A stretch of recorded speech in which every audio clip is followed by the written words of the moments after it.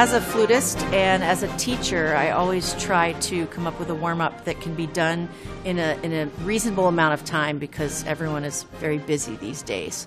But try to include all the basics that will help us get done what we have to do. So I really look back to the masters for what my warm-ups are going to include. So I find that the best way to start is with the Marcel Moyes half-step tone warm-ups, which go, he's our grandpapa of flute playing back there in good old Paris, France.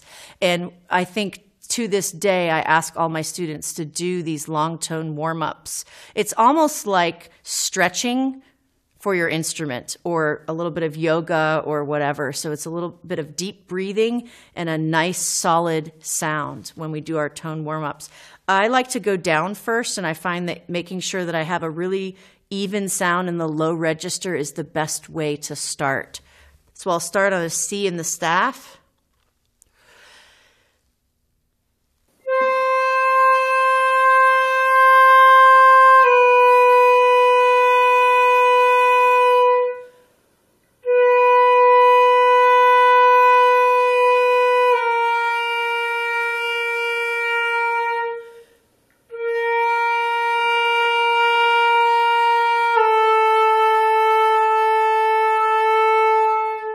What I really want to achieve there is the right balance of fundamental sound and overtone as much as I can. So then I'll take it to the next level, and I will use this same warm-up to work on having dynamic control and good pitch. So I'll have my tuner going on my music stand, and I'll do the same warm-up, but I'll do it with 4 different sounds.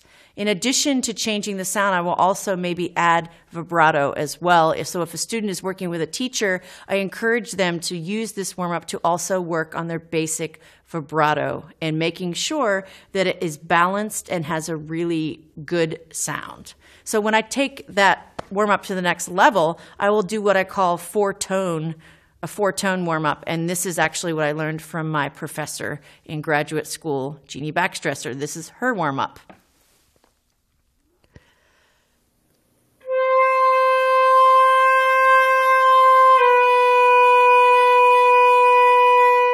That's just forte, no vibrato. Then I'm going to repeat it, play the same sound again, and add a nice, active, easy vibrato.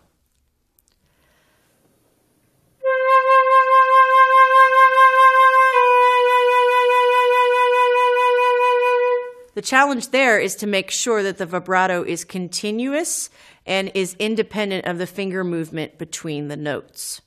The third sound is to play the same notes with a nice controlled piano dynamic, watching that pitch.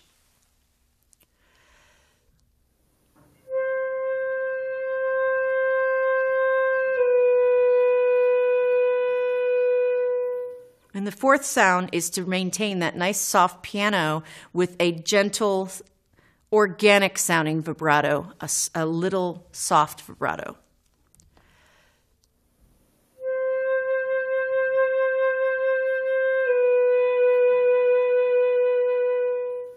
So if I have the time, I will do this exercise, certainly going down and going up, using my tuner. If I've got the time, try to do that in about 10 minutes.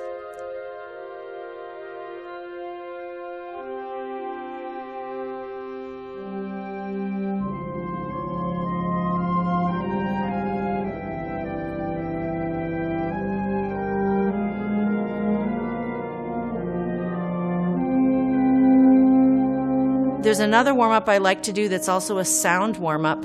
Again, this comes from the grandpapas of woodwind playing from France. This is actually from the famous oboist Marcel Tabouteau.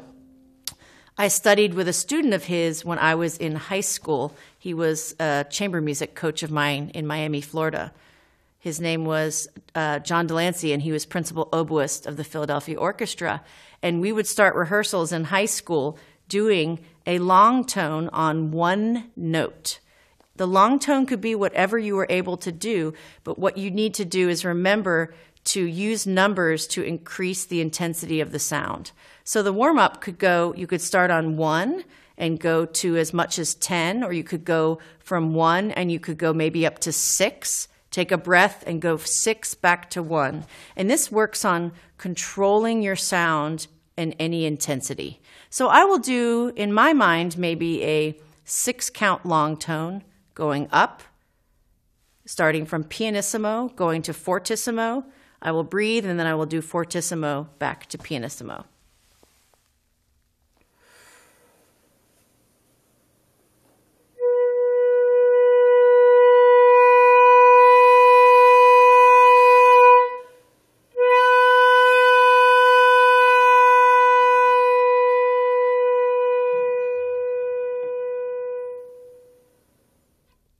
Controlling this can be quite difficult, but it really helps so much when you're playing in an ensemble to have absolute control of your sound on one note. To take this to the next level, you can add vibrato and also and really go for the dynamics as well. So I'm going to go as soft as I can in the beginning to fortissimo. I'm also going to start with no vibrato. So when I'm starting on 1, I'm going to start with no vibrato, just the organic sound. And as I crescendo, I'm going to start to include that vibrato and have it become more intense until I'm at the top of the crescendo.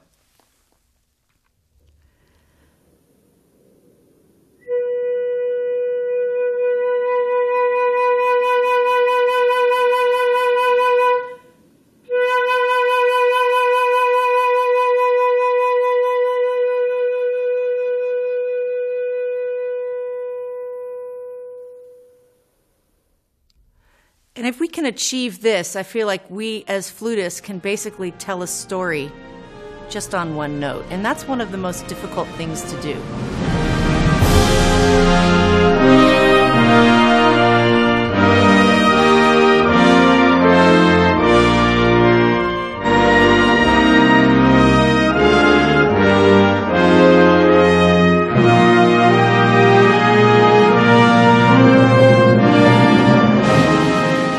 In my last few minutes of doing a warm-up, what I will also do is look to good old Paris, France again for some good exercises. The two gentlemen, Taffanel and Gobert, that wrote a complete method for flute. And they have a lot of scale exercises that work out that are wonderful for working on air support and working for a really centered tone on every note. Out of their book, I like to work on exercises 1, 2, 4, or 6, and those work on various skills. Exercise number 1 is well known by flutists, but it is a classic, and it helps us work on a nice continuous airspeed. The other thing we're looking for is we want to make sure that every note we play on the flute, even though we're moving our fingers quickly, is like a nice round pearl. I make the analogy with my students that when they're playing an exercise with a lot of fast notes, that they want to they want it to sound like they're stringing a pearl and making a necklace, and that every note is going to sound perfectly round. So exercise number 1.